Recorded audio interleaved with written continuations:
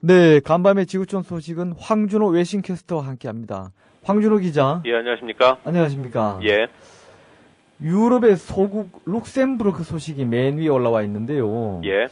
우리한테는 좀 낯선 나라지만 시사집이 참 많은 소식이군요. 룩셈부르크의 장클로드 융커 총리가 정보기관의 비리에 대한 책임을 지고 사임을 발표했습니다. 예. 오늘 내각회의를 마친 후에 사표를 낼 예정인데요. 이렇게 해서 룩셈부르크의 연립정부도 최종적으로 붕괴됐고요.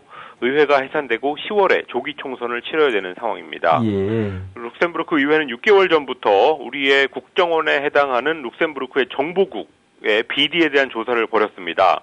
그 결과 불법 도청 그리고 뇌물수수 이런 비리를 밝혀냈는데요. 예. 의회조사위원회는 융커 총리가 정보국의 비리하고 직접적인 관련은 없지만 정치적인 책임을 져야 된다고 압박해왔습니다. 연정 파트너인 3인당도 지난주에 연정을 탈퇴하는 일이 있었습니다. 예. 융커 총리는 1995년부터 18년 동안 총리를 했던 민주적으로 선출된 최장수 정부 수반이었는데요. 예. 국가의 근간인 정보기관을 관리하지 못한 문제 때문에 결국은 불명예 퇴진하게 됐습니다. 거듭 말씀드리지만 우리한테 시사하는 바가 참 많은 소식이군요. 예. 예. 자, 한반도 문제로 돌아와서요. 예. 어제 북한이 이산가족 상봉과 금강산 관광회담을 제안했죠. 지난달 남북 당국회담이 깨지면서 숨고르기를 하던 북한이 다시 전방위로 대남 대화를 제안하고 나섰습니다. 예.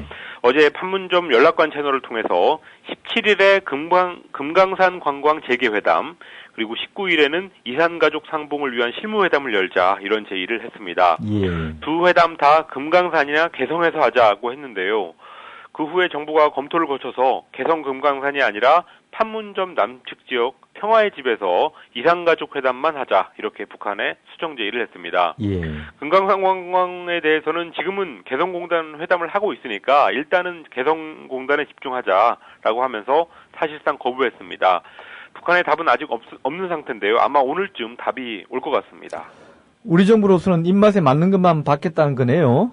예, 2010년 천안함 사건 후에 이명박 정부가 내렸던 소위 524 조치가 개성공단을 제외한 남북 간의 모든 교류를 끄는 거기 때문에 예. 금강산 관광회담을 하는 것은 좀 적절치 않다 이런 판단이 있는 것 같습니다. 그렇지만 지난달 당국회담 때는 비록 열리진 않았지만 어쨌든 금강산 관광 문제를 빼자 이런 얘기를 안 했다가 예. 이번에는 의제를 가려서 받았다는 사실 그리고 회담 장소도 이미 어제 개성에서 당국회담이 있었는데도 불구하고 개성에서는 못하겠으니까 판문점 남쪽 지역으로 와라 이렇게 한 것은 남쪽이 여전히 북한하고 좀 자존심 싸움을 하고 있는 게 아니냐 이런 것을 좀 보여줬습니다. 예. 댐 방류도 어제 통보했죠.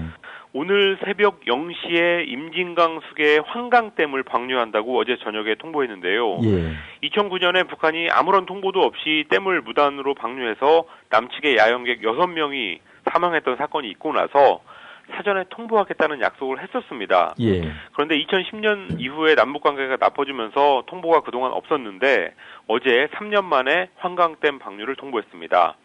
이것 역시 북한의 대화 공세로 보이는데요. 특히 박근혜 대통령이 2002년 평양에 갔을 때 김정일 당시 국방위원장하고 만나면서 방류를 통보하는 문제를 합의한 적이 있었기 때문에 예. 어제 갑자기 이렇게 댐 방류를 통보하는 것은 분명히 박근혜 대통령을 직접 겨냥해서 메시지를 던진 게 아니냐. 그러니까 당신이 했던 좋은 합의를 우리가 이렇게 실천하고 있다. 이것을 보여주는 게 아니냐. 이런 해석이 나오고 있습니다. 네. 자, 북한의 전방위 대화 제의 과연 어떤 의도가 있는 걸까요?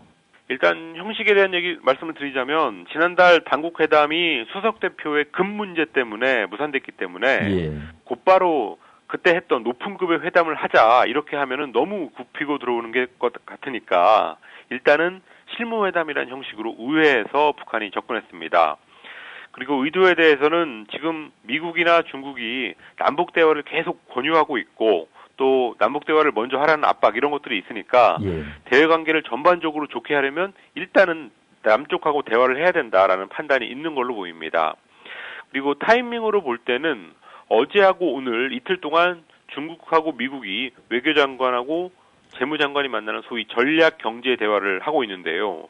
북한 문제도 당연히 다뤄질 거니까 그 사람들한테 보여주기 위한 그런 의도도 있는 것으로 해석되고 있습니다. 예. 그런데 개성공단 2차 실무회담은 별 소득이 없었죠? 예, 어제 개성에서 공단 정상화 문제를 논의했지만 접점을 못 찾고 합의문 없이 회의를 마쳤습니다. 예. 남측은 잘 알려졌다시피 공단 출입 금지 같은 일이 다시는 일어나지 않도록 하는 확실한 보장을 하라 이렇게 북한한테 요구했고요. 예. 반면 북한은 이번 사태의 발생 원인을 남측에 돌리면서 일단 빨리 공단을 재가동하다는 주장을 폈습니다. 개성공단에 외국 기업을 유치하자는 소위 개성공단 국제화 문제에 대해서도 북한은 반대 의사를 피력했다고 알려졌습니다. 이렇게 입장차가 커서 결국은 다음 주 월요일에 3차 회담을 하는 걸로 마무리를 일단 지었습니다. 네.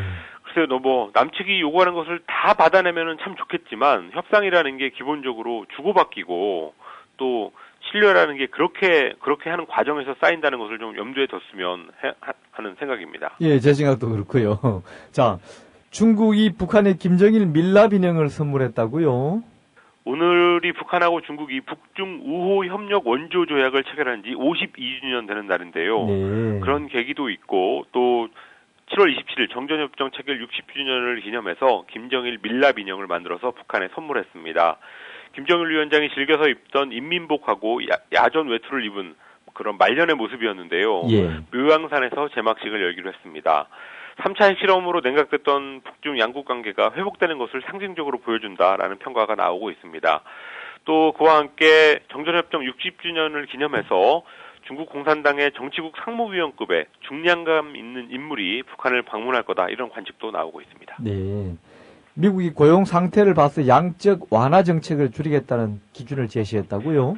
미국 중앙은행인 연준의 의사결정기구 연방공개시장위원회가 6월에 했던 회의 의사록을 공개하면서 그런 사실이 밝혀졌습니다.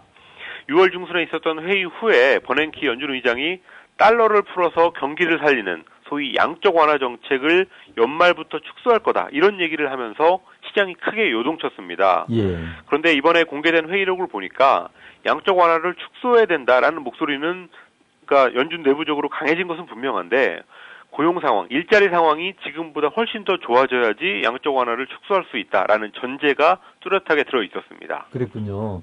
그런데 고용 상황이 얼마나 좋아져야 되는지 기준이 있을 텐데요. 예, 연준은 실업률이 6.5% 밑으로 떨어져야지 정책을 바꿀 수 있다라는 말을 한 적이 있는데요. 그게 기준이 되고 있습니다. 그런데 6월 미국의 실업률이 7.6%로 연준 기준보다 한참 높았고 6.5%까지 내려가려면 내년은 돼야 되기 때문에 실제로 이 경기 부양책을 중단하려면 한참 시간이 걸릴 거라는 게 대체적인 전망입니다.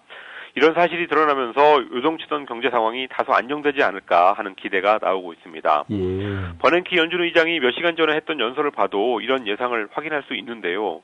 버냉키는 상당한 수준의 경기 확장적인 통화 정책은 당분간 필요하다 이런 말을 했습니다. 자, 끝으로 터키 시위대가 이슬람 금식까지 깨는 시위를 했다고요? 이슬람 금식월인 라마단이 그저께부터 시작됐는데요. 예. 이 기간에 무슬림들은 동틀 때부터 해가 질 때까지 물도 못 먹는 아주 철저한 금식을 원칙으로 하고 있습니다. 예. 그런데 정부의 이슬람주의 정책에 반대하고 있는 터키 시위대가 해가 떠 있는 상태에서 식사를 하는 시위를 벌였습니다. 터키 사람들이 정교 분리의 세속주의를 지켜내는 것을 얼마나 절실하게 여기고 있는지를 보여주는 그런 상징적인 장면이었는데요. 예. 이스탄불 쇼핑가에서 수천 명의 시민들이 한 줄로 앉아서 음식을 나눠 먹는 그런 장면이 있었습니다.